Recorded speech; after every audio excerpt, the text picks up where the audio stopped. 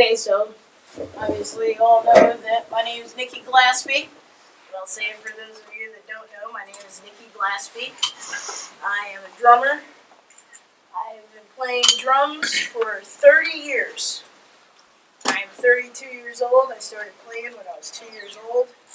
My mom said that I came out of the womb playing drums. It's like I knew that that's what I wanted to do, you know? And my dad always said that I was obsessed with the drums. Like I would always pick up other instruments, and like I always wanted to play the bass, and had a trumpet under my bed. He wanted me to play saxophone because he played saxophone, but I was like, I don't want to play that. And my mom, she played keys, and I was like, that's too girly, I don't want to play that. Because everybody's like, oh, why don't you play keys? Like, no, I'm a drummer. I play drums, you know? Just because I'm a girl doesn't mean anything at all. Like, this is my instrument. This is what I identify with. This is what I came out knowing. Like, this is it. This is home, you know? So I started playing, like I said, when I was 2. I was just, like, hitting on pots and pans and stuff. And then that quickly developed into playing in church. My mom played keys in church, so she was literally the first musician that, like, I ever learned or played with or, you know, learned from. And after that, I started playing drums in band. I played clarinet for a little bit. I played tuba in the 8th grade. I played saxophone in concert band, but always came back to drums. This was home. This is, you know, who I am. So I'll play a little bit for you guys, and then we will talk about some things that I want to talk about. This is my clinic. I would have been here earlier, but we had to replace a ball bearing on our van on the way up from New Jersey to here, so we kind of lost 2 hours on the day, so I apologize for... Well, I walked in right at 7 o'clock, so... you know, like I was here, but...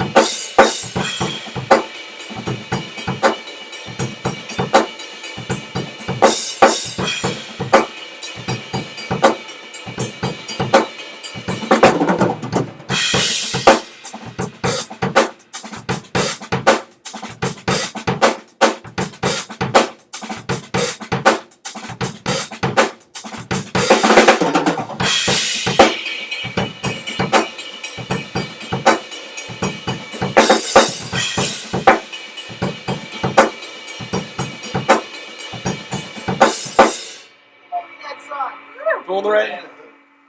What'd you say? Full in the rain. Full in the rain.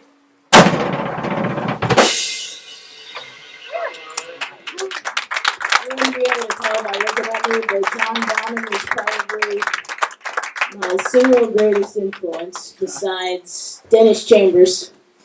I saw a video of him when I was like 9 years old, and it was Zildjian Day '92. He's playing like a yellow drum set. He's wearing like a yellow dashiki. And he like puts down a stick, he picks up a bottle of water, and he's like, woo, he's like playing. It's crazy. I saw that 2 minutes and 34 seconds changed my life. I was like, I want to do that. I want to drink water and play drums. So yeah, I mean, I'm a student of music and drums, but music mainly, you know. I always tell people that your ears are probably the most important thing being a musician. Your ears are the most important part of your body, you know. And I always tell people that if you can sing it, you can play it, you know. So whatever you hear, just try and sing it. And if you can sing it, then you can actually get it out, you know. It took me a long time to really, like, dissect what he was actually playing. Because all I heard was, like, diddles, and I'm like, oh my god, I can never, ever decipher, like, what's going on, you know. And there's, like, grunting, he's grunting, he's like, he was ridiculous, though. So, also I played another song, I don't know if anybody heard it.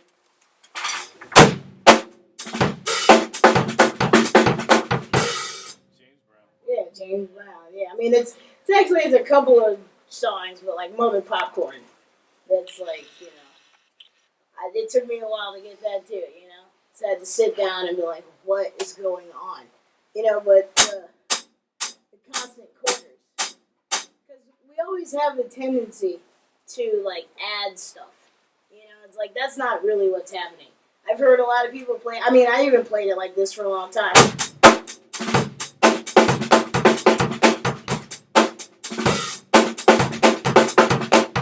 What's happening? He's going.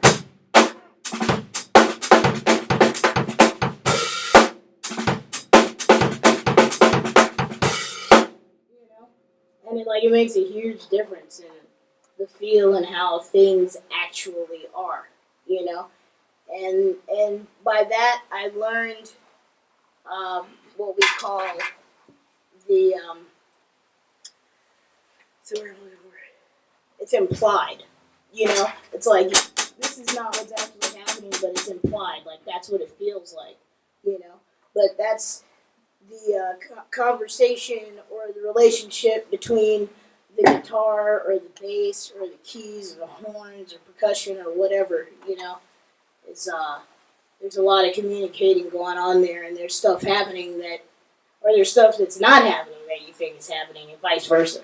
You know, there's stuff happening, you're like, I did not. I can listen to a song literally like 500 times, and the 551st time, I will hear something that I've never heard before. You know, and that's something that I love. Obviously, I love about music is like you can never stop learning. You can always keep growing. You know, and I'm a huge basketball fan, and I wanted to be a basketball player when I was younger. And then I realized, you know, eventually I'm not going to be able to do that anymore.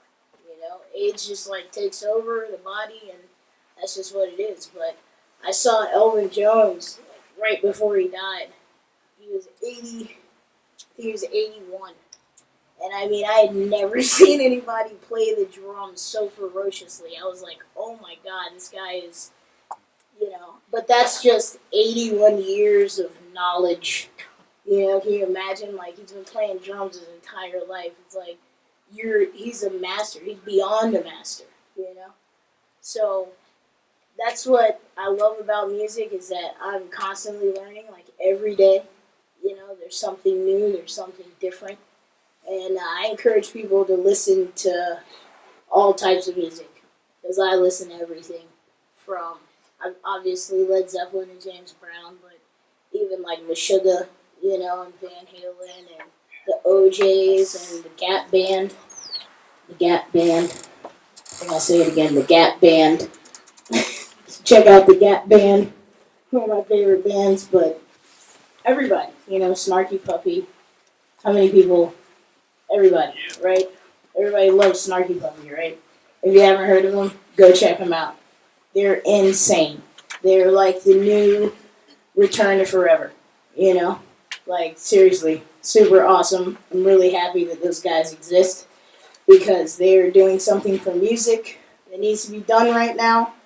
You know, it's like, I won't talk about other types of music that I don't like. But I like good music.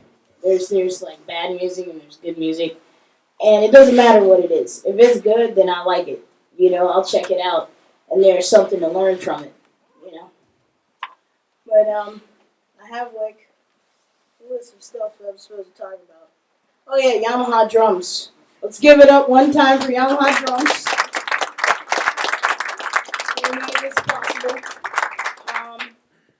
I play Yamaha drums because they sound good, just point blank. I've been in New York for like 13 years, and I've played in and out of a bunch of clubs in New York. And whenever there's a Yamaha house kit, it was like I could manipulate it, you know, for it to sound like real drums. You know, it's like if I got a kick and a snare, like I'm good. You know, the toms, it's like whatever. You know what I mean? Toms. This is not what you don't get paid by playing toms. Okay, you get paid by playing the groove, and that's why I'm here. I'm here to talk to you guys about groove because that's what it's all about. You know, I mean, like I said, I went through like a whole bunch of bands and artists and things that we all like. Pretty sure everybody in here loves James Brown, right? Yeah. Did you hear a lot of toms on the records and the songs? Not so much. I don't know, you know. But I mean, they're awesome. I love toms. Don't get me wrong. But if you want to work, you have to be able to do this.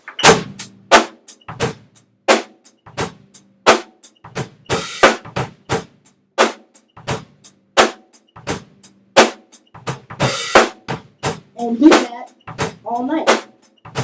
And be comfortable with it. Play with it. You know what I'm saying? Check it out.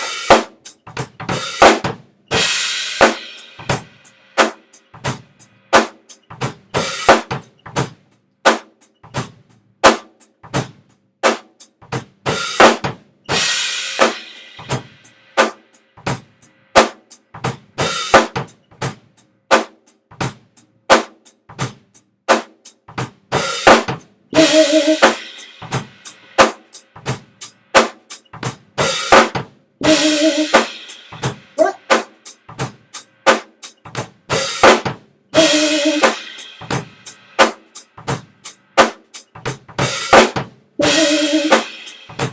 I'm gonna keep doing this until everybody's moving.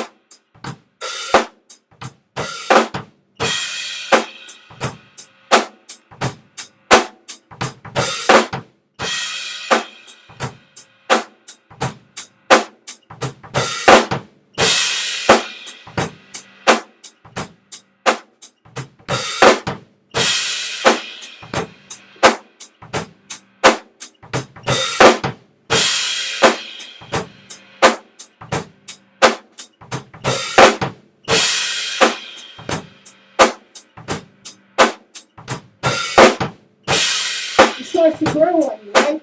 It starts to grow on you. At first you're like, is she really gonna play this? And keep playing this? Yes, I am. But because it feels good. But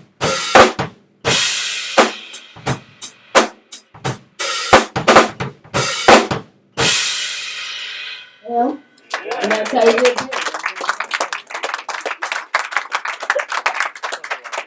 So a lot of people ask me, like, what is groove? What is pocket? The only answer I ever have is it's a feeling. It's a feeling that you don't ever want to let go of. As a listener and as a player, you never want to lose it, you know? And someone asked me a long time ago, like, what's pocket? And I was like, man, I don't know.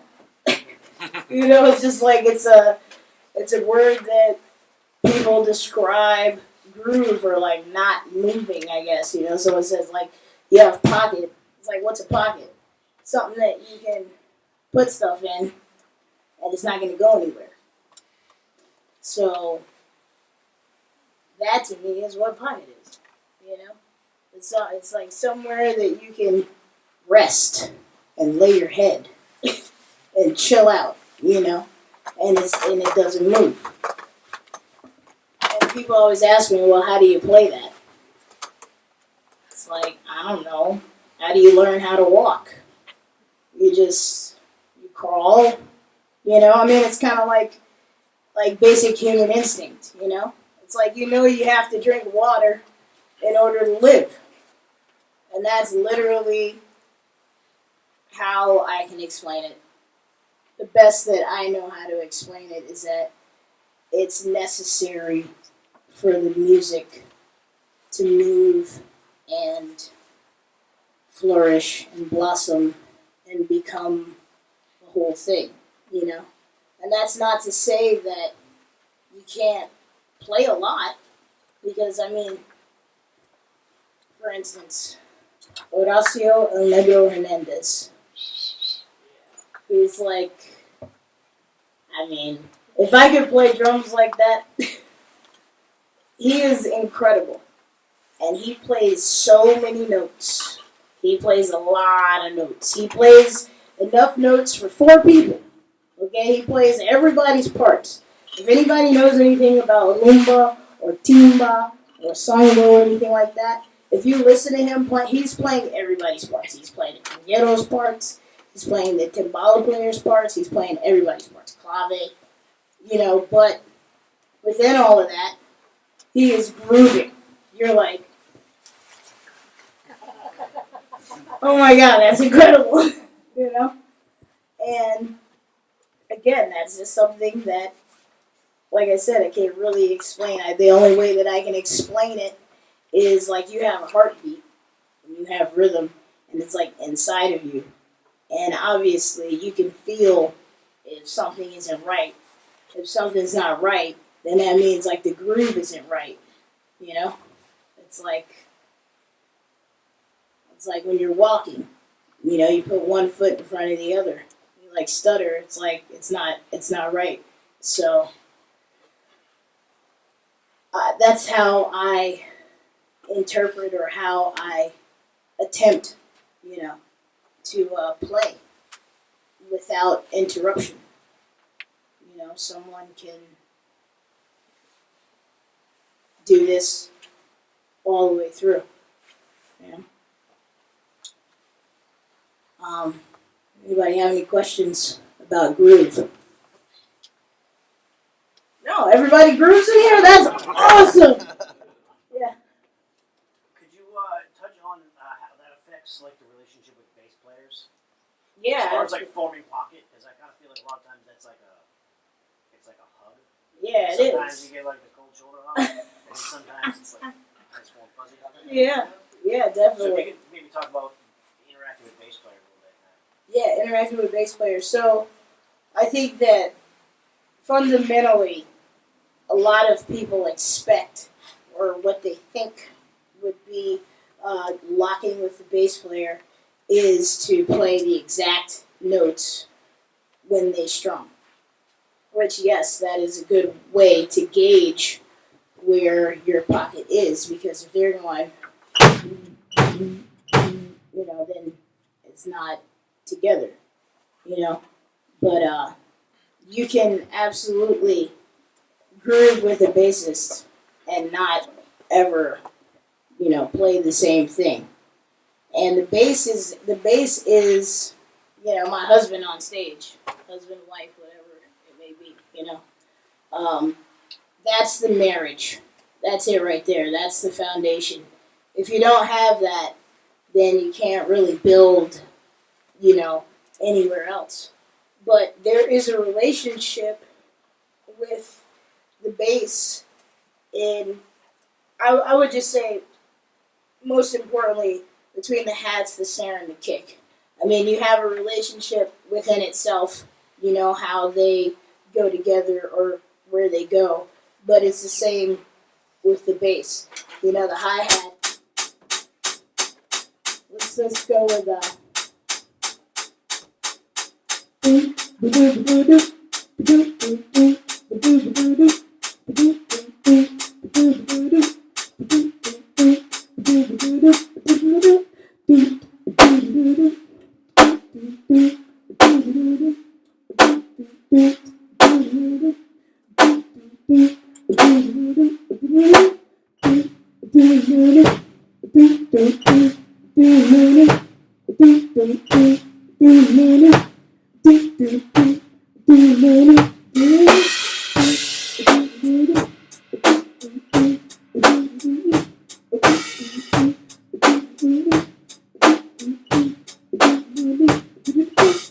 each part has a relationship with each note or, the spaces that are being played. So, I don't know if that's... Oh, that's great. That's fantastic. Cool. Anybody else? Nope. I have a question. Yes. It's not like immediately related to what you were talking about with groove, but can you just talk about a little bit about how you approach new material? How do I approach new material?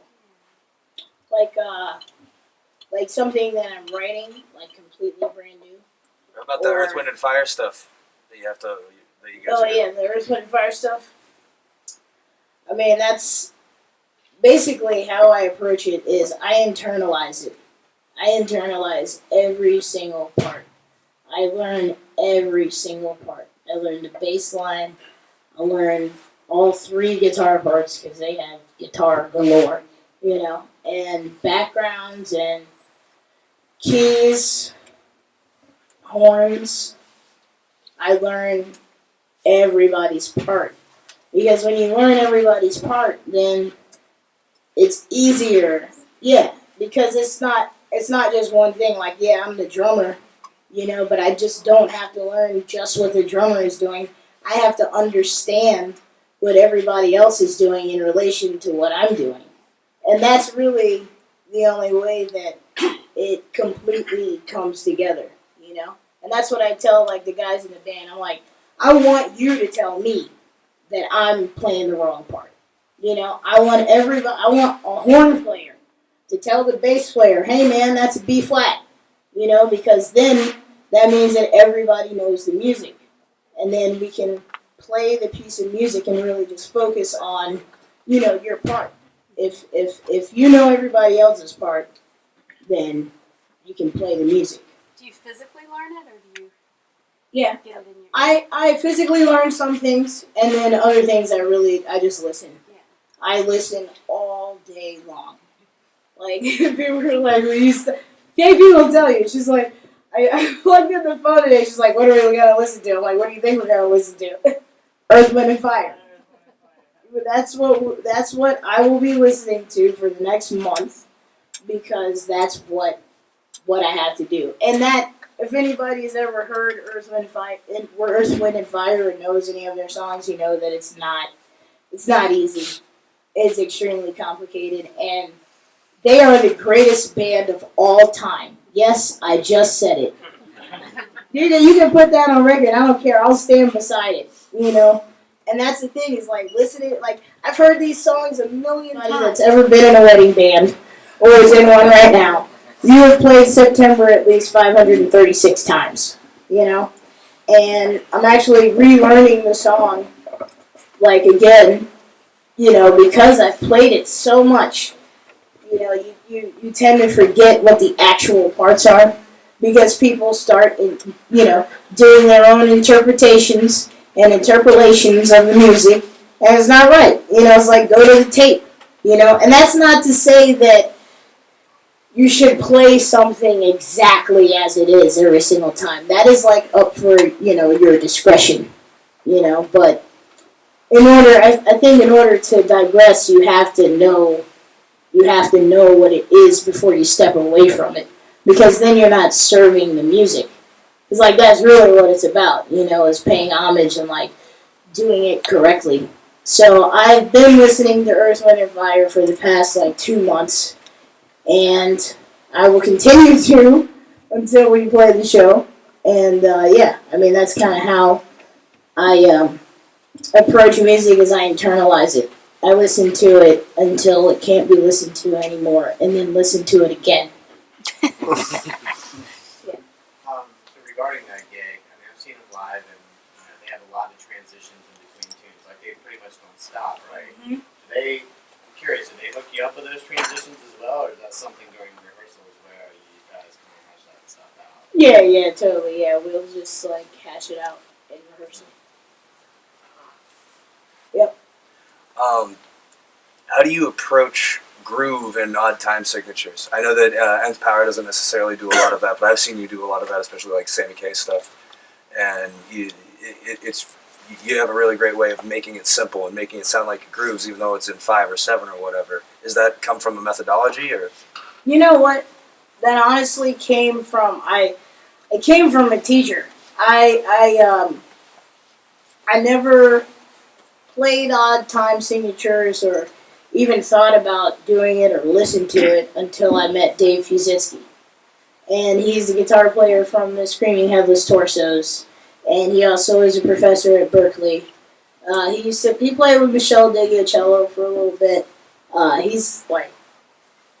He's a monster guitar player, but he helped me conceptually, just the whole idea of playing colors. He's like, play something blue, play something red, something purple. Like, what do you think that sounds like? And that to me was like outer space. I'm like, what are you talking about? Like, these are drums. Like, what do you mean, like, red? But then you start to realize, red.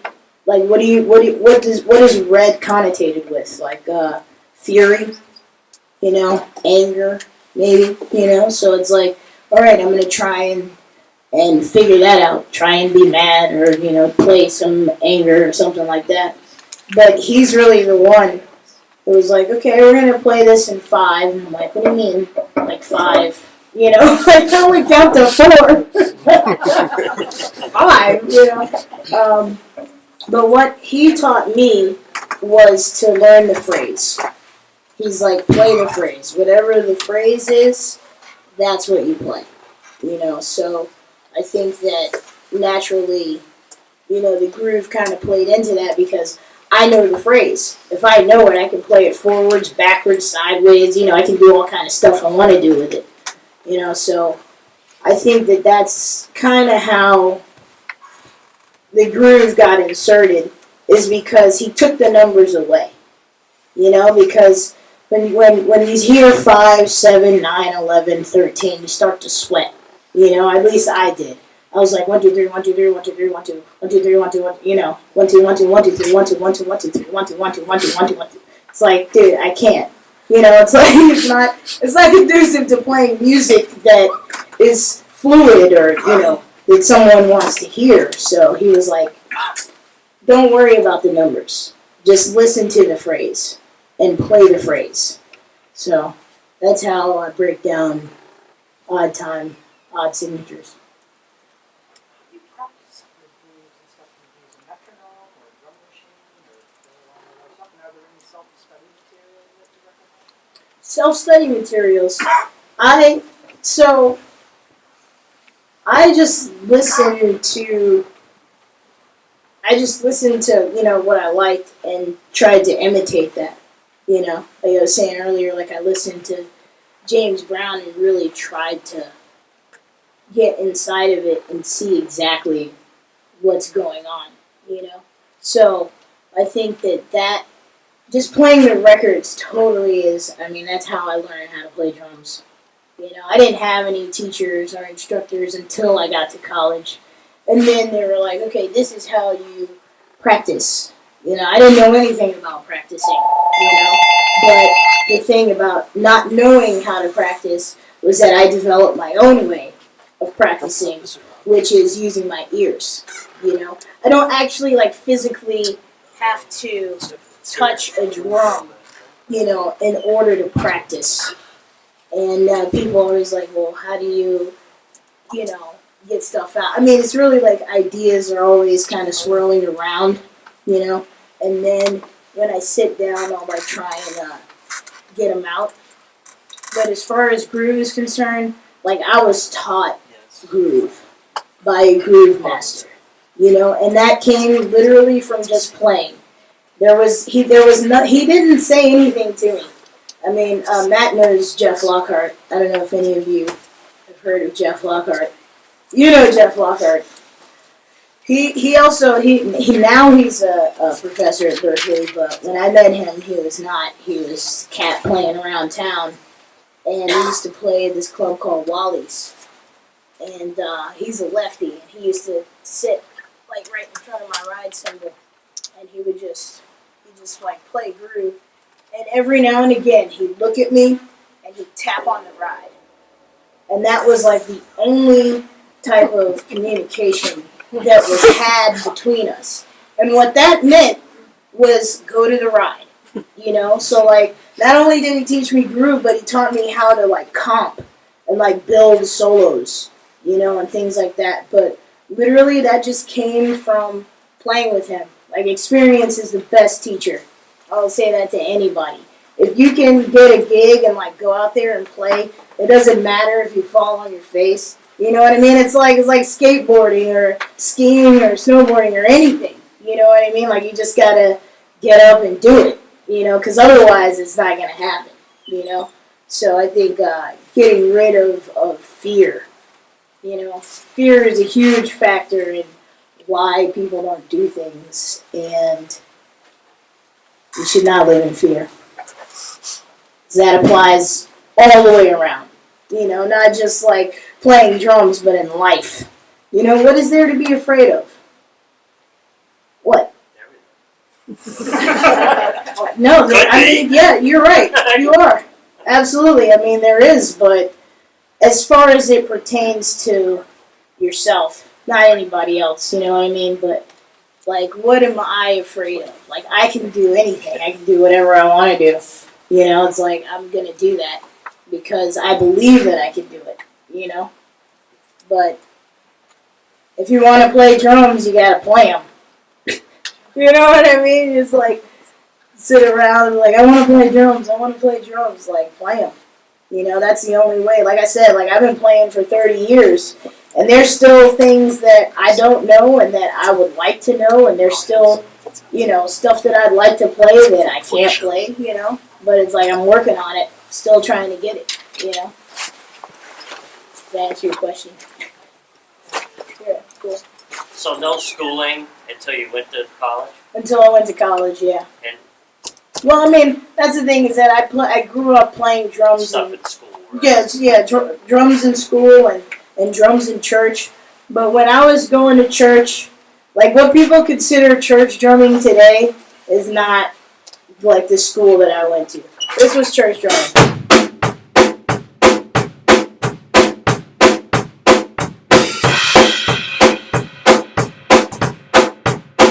That was the extent of what I played every Sunday, And then somebody heard Billy Cobham.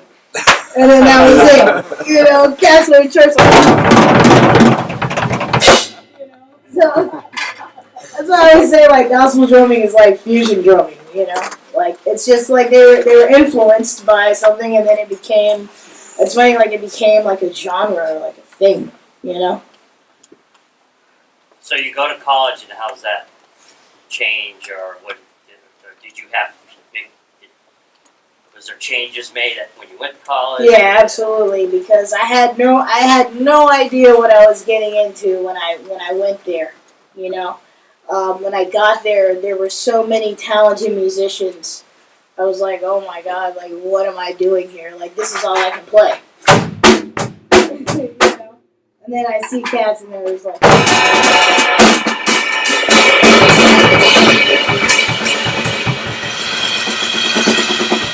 You know what I mean? Like, I was like, what's going on? What am I doing?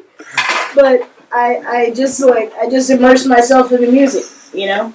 I heard some Brucey Collins and I heard some Return of Forever, and I lost my mind. I was like, Pat Metheny changed my life. I was like, man, I want to play guitar, which I'm still not.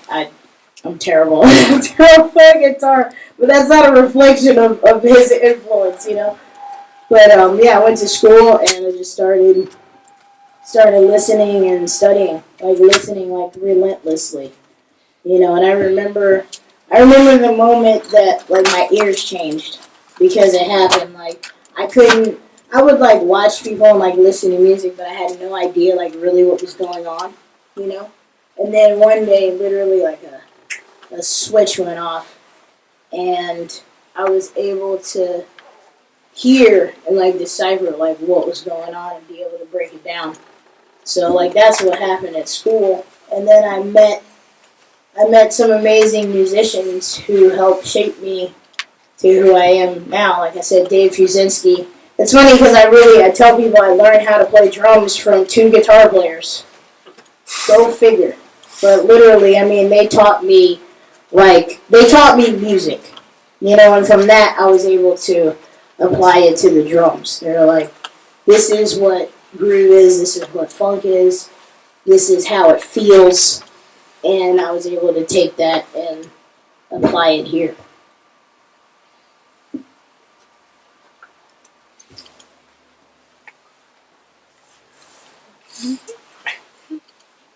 I have a comment. Yes. I was just really psyched to hear you say that you listen, Yeah. and that's how you learn. Because that's what I do before I go to rehearsal. It's like, how do you practice? I don't practice. Yeah. I listen, Listen. and then I got it. Yeah, totally. I mean, that your ears, like I said, that's the most important thing. But And I that's felt something crazy, so I'm like, yes. Yeah, that's something that people just like, they're like, oh yeah. You know, it's like, no, you gotta listen, you gotta hear, you know, otherwise you'll be stepping all over the groove, you know, which is something else. You know, you have to be aware of what's happening on the stage or wherever you are in the studio, what's happening in relationship to you and the guitar and the keys and whatever, you know. You went from a Maceo gig to coming back here for Ants Power tour, and you went from Beyonce tour to Dumpster Funk and Sammy K Band. Where do you prefer to play drums best? Or what's your favorite type of stage, room type place? Like you played Madison Square Garden, you played Wally's. I've been to Wally's a lot. I saw you play down there, by the way. Thanks for that. That was amazing times. But like, where's your favorite place to play? The Dive Jazz Bar or Madison Square Garden? Man, you know, I mean, it's honestly my favorite place to play is everywhere. Like, I love the drums. I love music. It doesn't matter if it's 5 people in the room or like 500,000 or whatever. You know, it's just like I love it. But I do love intimate settings because you get to look at people's faces and talk to them and connect. You know, like when I was on stage with Beyonce, I was like, you know, on the other side of that building. You know what I mean? Like I couldn't see anybody. There was no type of connection. You could like sometimes see people on the front row, but they weren't looking at me. You know, they were looking at her. Did you find you liked your performance better? I don't even think they knew there was a drummer on the stage. You know what I mean? But We're drummers. We can understand. you know. But it's cool, man. I'm fine being in the background because I'm the backbone. Nothing happens without the drums. You know what I'm saying? Like, people always say, I mean, it's true, like, a band is only as good as its drummer. So you have the power. We all have the power. How often do you practice? Every day, all day. Listening. That to me is practice. You know? I hear a lick. Like I said before, if you can sing it, you can play it. You know, and that's how I do it. I mean, whenever I'm home, I'll go in the basement and tap something out. But I don't really have the luxury of A, being home, but B, being able to like sit down at a drum set for a couple hours unless it's the gig. You know, I try not to do it, but even if I don't sit down for a week, it might take like 2 songs, and I'm like, oh, it's back. But yeah, I'm on the road like 24/7, like all the time. And I will say that I'm extremely blessed and like honored. Cause like he said, I just like went to Europe with Maceo Parker, and Maceo Parker is like my hero. The man who like, he helped invent a genre of music. He helped invent funk, and like, there's nobody that has his sound or his presence or anything. And I always say this, like all the gigs that I've had, they've been schooling. Like Beyonce was like, getting my undergrad degree, and then playing with Dumpster Funk and Ivan Neville and Tony Hall and Nick Daniels and Ivan Neville and Art Neville and George Porter Jr. That was like getting my doctorate degree. That was like masters, like getting my masters, and then playing with Maceo was like getting my doctorate. You know what I mean? It's like pretty soon I'm going to be an emeritus. It's like it's amazing. Like I never even thought that I would be playing with the people that I listened to or like grew up listening to. It's definitely surreal. But Maceo Parker, he's still like he's just so incredible. He like nobody knows it, but like he plays everything. He plays everything. If there's a piano backstage, he's playing it. He's like really a jazz pianist, which is like pretty amazing to like watch him sit down and play freedom jazz dance. It's pretty cool. So I'm like very thankful and honored that the drum has like done so much for me in my life, and I'm just thankful for it. But it's like whatever you put into it, is like what you get out of it. I tell people that as well. People always talk about talent. It's like hard work. It's like there's a lot of people that just work extremely hard. And you wonder like, oh, that guy doesn't have any talent, but he's like making $1 gazillion, on a billboard singing a song. It's like, well, he worked extremely hard.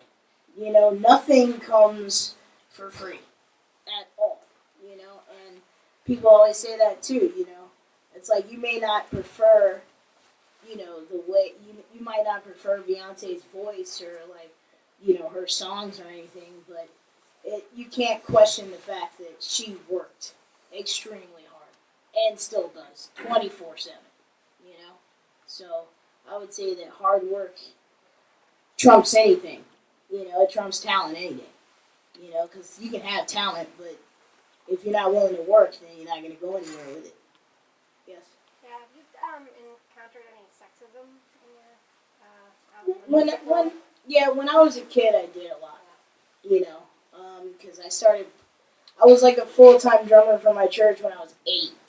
And we like go visit other churches, and the choir comes up, and I go to the drums, and they're like, "You're playing drums?" I'm like, "Yeah, I'm the drummer." Like, "No, you're not. No, you're not. No, yes, I am." And then I have to sit down and like prove that I was the drummer. So I definitely walked around with that for a long time.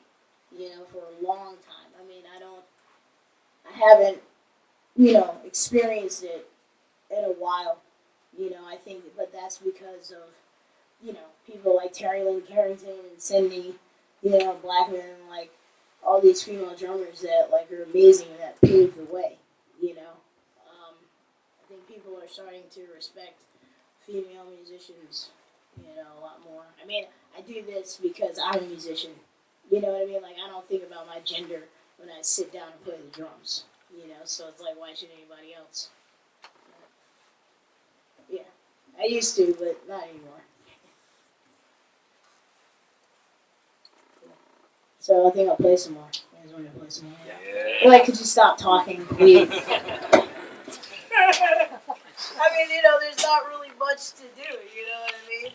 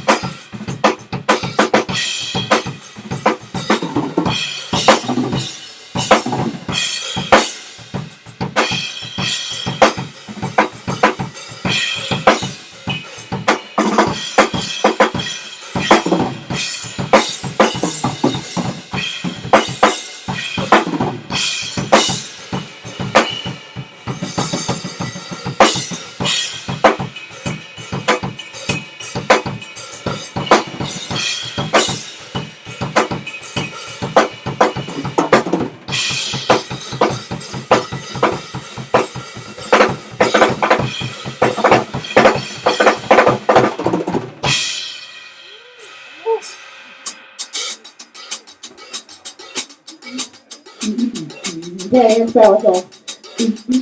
I sing the bass line.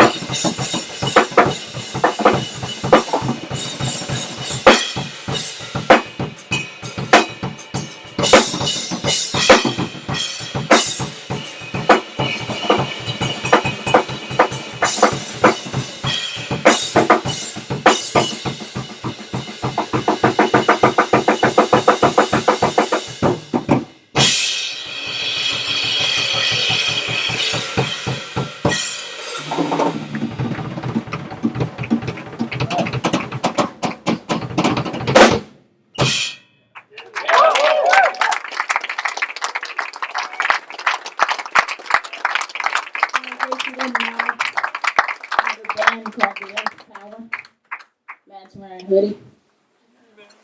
And we're playing at Port City Music Hall. 10:30. And Jaw Gems. You guys know Jaw Gems? Yeah, they're opening up for us. I'm super excited about that because I haven't seen them live and I've heard their music for a long time, so pretty cool. But that is an Nth Power song called Thank You. It's very hard to hear when, there's nothing else going on. But if you come tonight, you'll hear that song for sure. That's one of my favorites. But I never thought I'd have a band, which is very interesting. Matt's known me for a very long time. Seen the progression from Sam Kinninger to State Radio to Martin Luther and Beyonce, and the list goes on. But I felt the need to start a band because I felt like music is a powerful tool and it can be used for good. And I see a lot of music being used for bad, and I wanted to change that, as it pertained to me. I wanted to say something meaningful and worthwhile because I feel like that's why we're here. Like, this is all we have is each other. So we should act like it. And we should treat our fellow man with compassion, and not hatred and anger, but love. Because that's what I feel in my heart. Can't explain it, but that's what it is.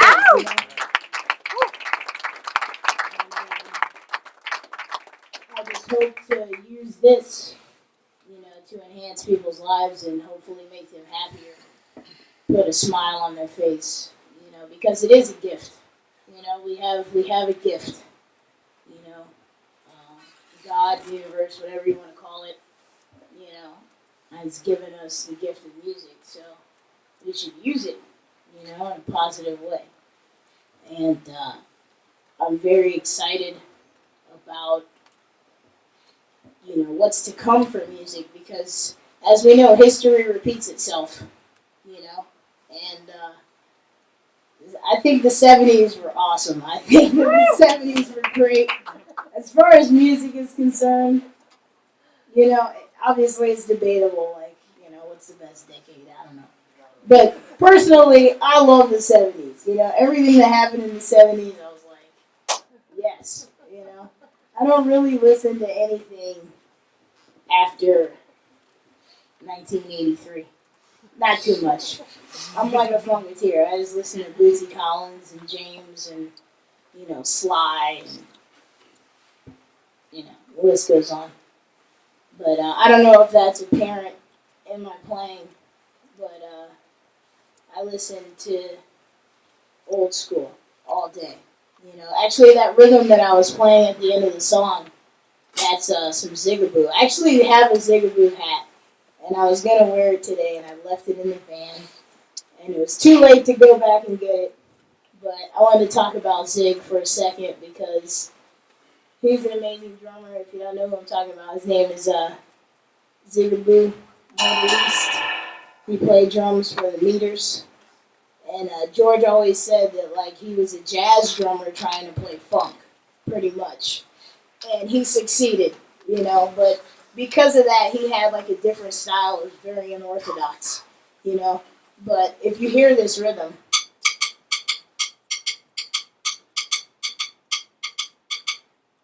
that rhythm is synonymous with New Orleans, I don't know if anybody's been down there or they've ever experienced or seen the Mardi Gras Indians, but they do a second line and somebody is playing the tambourine gun.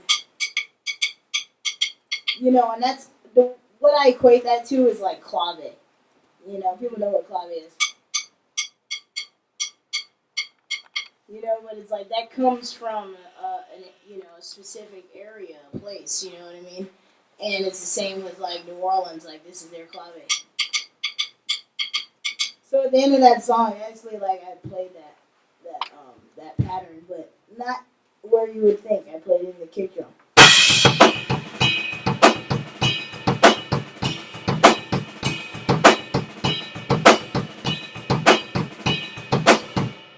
A lot of people do this. Play it up here.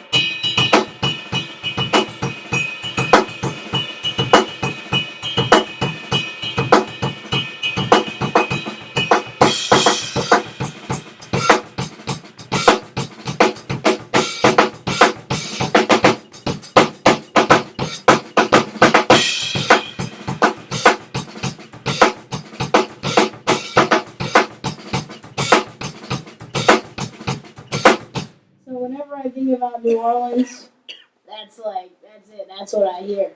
I don't know if anybody's ever heard of Russell Baptiste, but that's the Russell Shuffle. He showed me that. It's 16.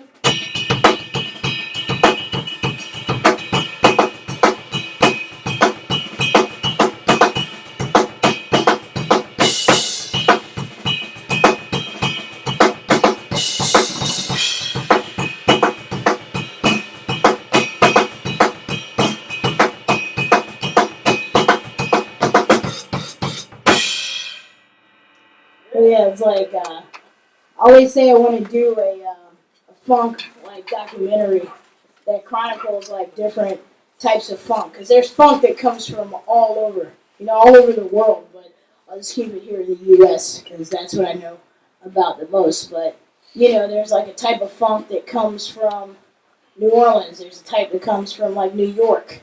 There's a type of funk that even comes from Boston. That's where I learned how to play funk. And there's a type of funk that comes from Ohio, even Oklahoma. That's where the Gap Band's from. I'm about to say it again, the Gap Band. I love the Gap Band. It's so amazing. But, Parliament Funkadelic actually is from the town right next door to where I live in New Jersey. And it's crazy because I did not know that until I talked to Bernie. and Bernie Worrell.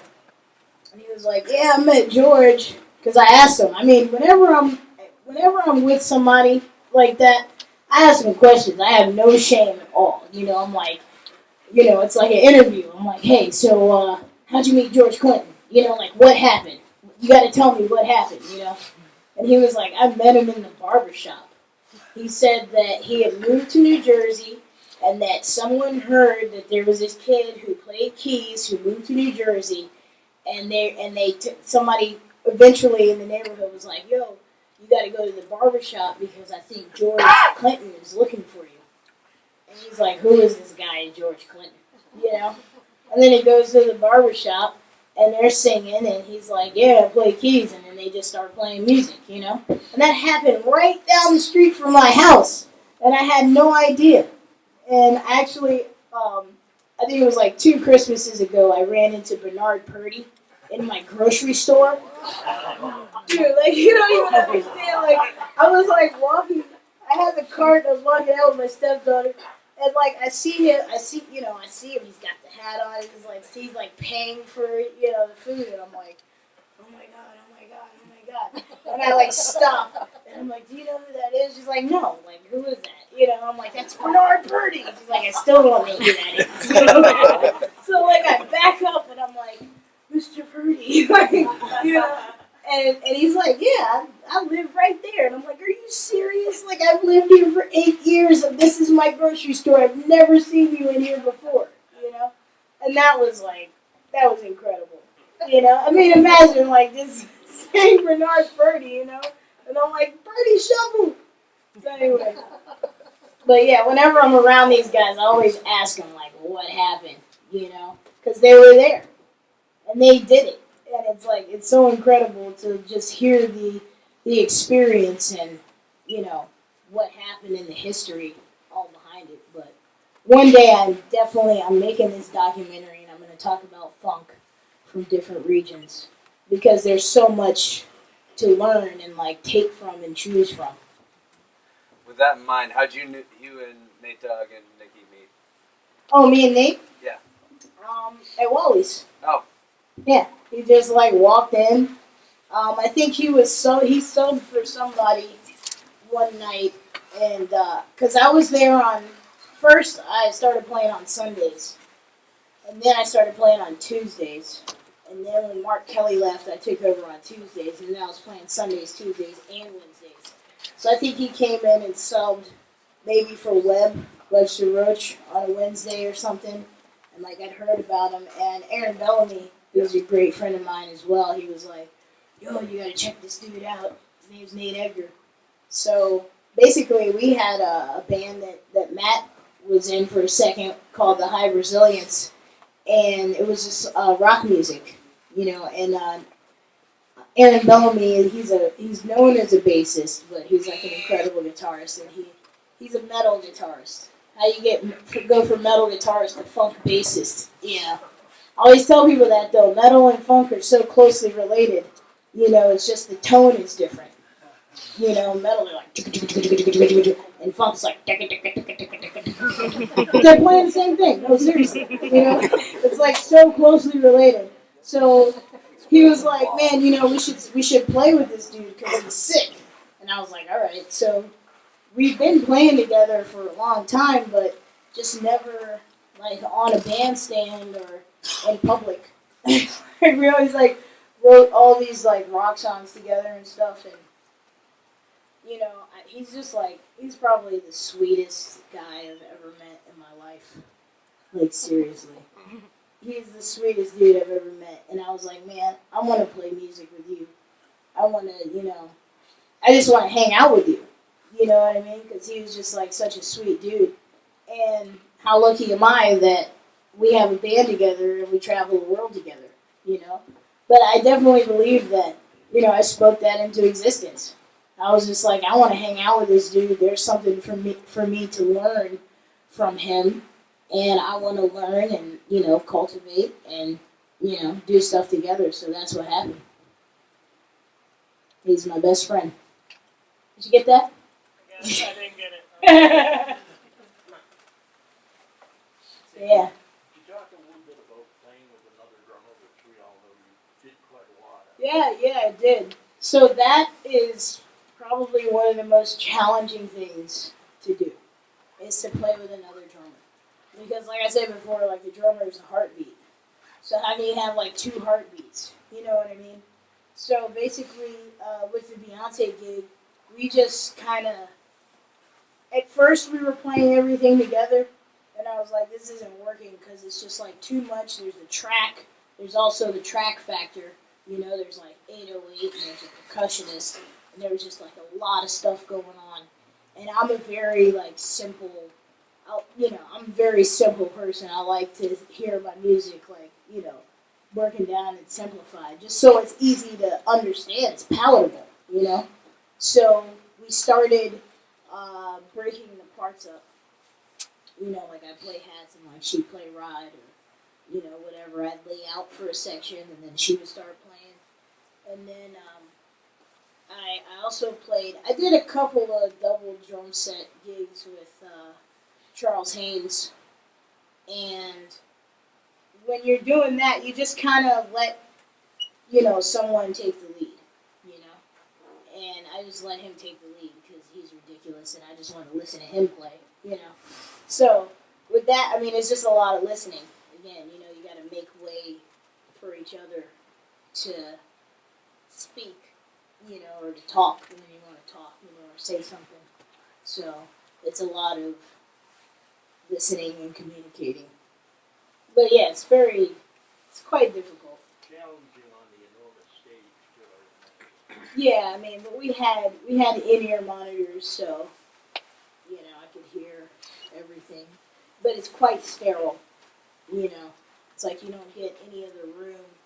It's like I'm listening to acoustic drums going through a board, coming back through another mixer into my ears, It's like kind of weird. But that's how you have to do it, because otherwise it just be like, and then like you can't play anything at all. It's like, it's terrible. Yeah. Any other questions?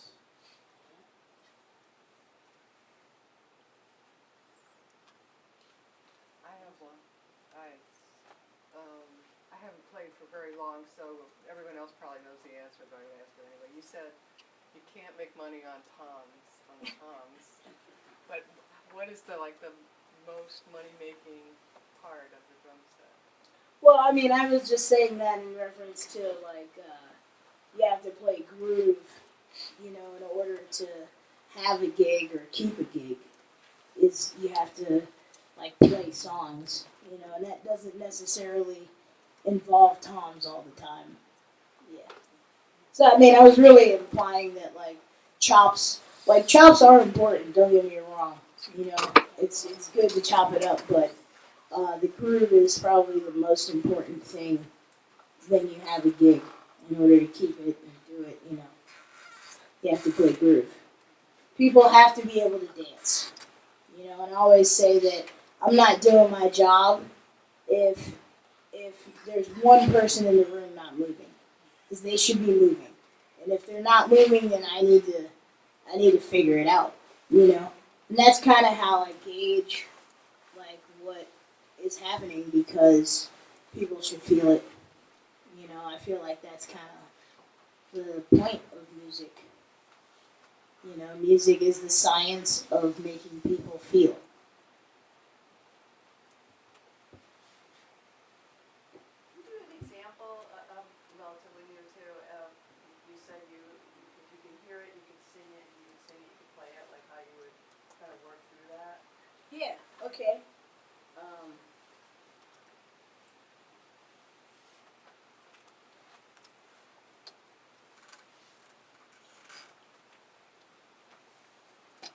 So literally, just pick out a song. It could be anything. Here we go. It's right there. It's always there.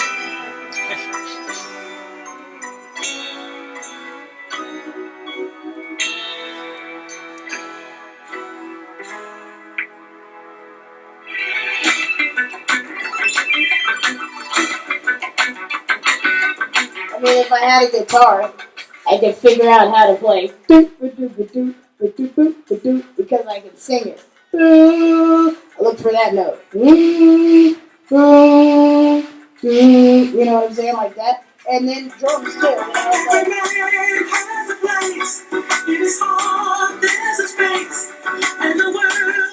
I hear it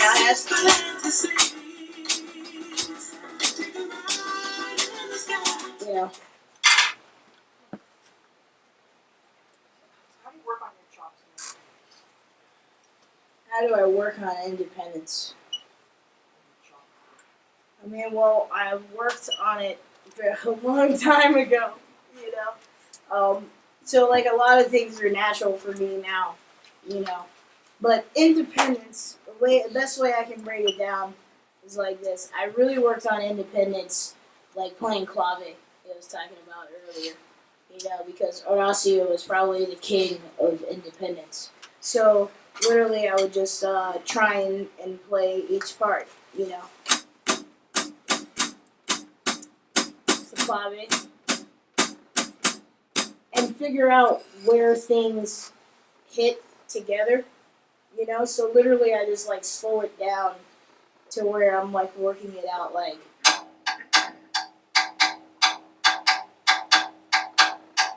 As a Costa.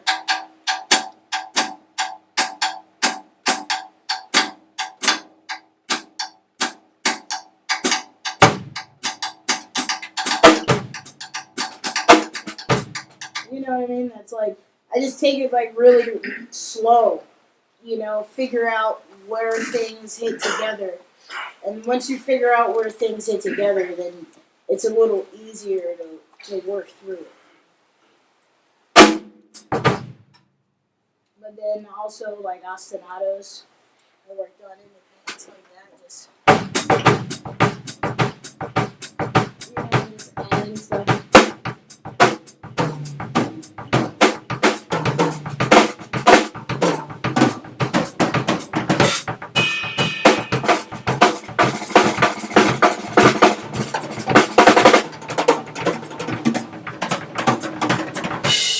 You know,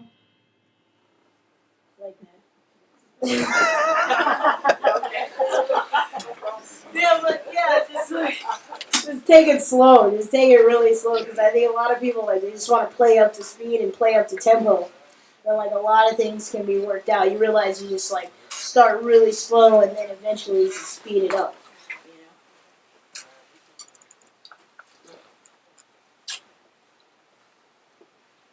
know. Not to beat the bass player thing yet, but go ahead. It's been said that like comedians need to study acting, do comedy, right? And I'm a bass player, and I feel like studying drums will immensely help my bass playing. So I wonder if you can give me any advice on specific areas to dial in on that. You mentioned like Nate, you guys, your best friend. Yep. I mean, is there a way that I'd be approaching it that I could like develop that relationship faster with people that I say I haven't played with before? Oh, to develop the relationship faster? Not really. I don't think there is really a way to like, you know. I mean, it's just like dating, or you know what I mean. Like, no, seriously, you know what I mean. It's like you just you have to talk to each other and like learn each other, because it's more than just like what's being played. Right. You know, if you have the same ideas, you think the same, and you have the same goals in life, then it's a lot easier to communicate and have a marriage, you know. So, I mean, I've known Nate for a really long time, and I think that that's apparent, like, when we're playing, because I almost know, like, where he's going to go or what he's going to do. And that's a cool thing, is that he surprises me a lot. You know, even after playing with him for, you know, over, 11 years or something, he still will, like, do something that I've never heard before. You know, it's like, dude, where did that come from? You know? But I definitely know for a fact that if you study drums, that will help. That'll be able to help your the way you communicate to a drummer, you know? And then you'll be able to understand, like, oh, if I'm playing this, you'll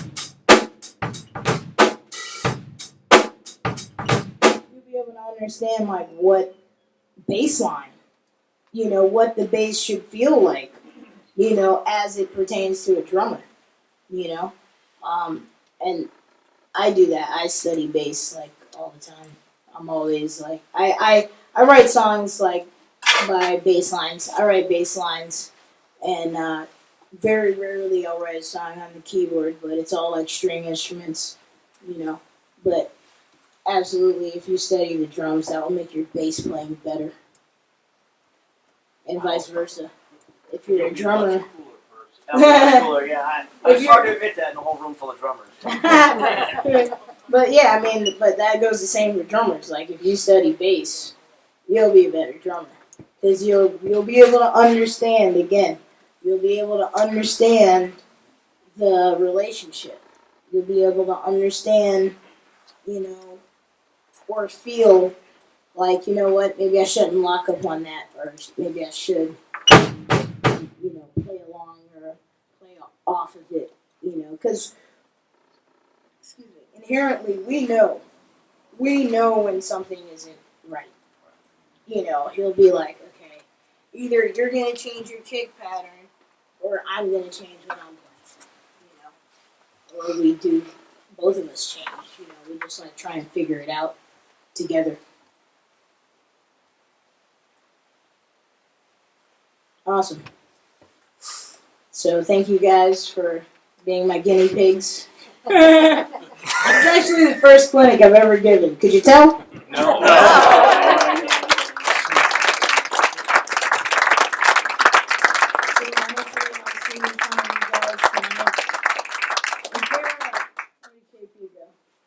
Is there, I don't know if it's 18 plus or what. I have no idea, to be honest. It is, yeah. It is? Well, Cool. it's 21 over. Huh? At the venue tonight? Yeah, at the venue? Yeah, it's 21 and over. Oh, okay. Well,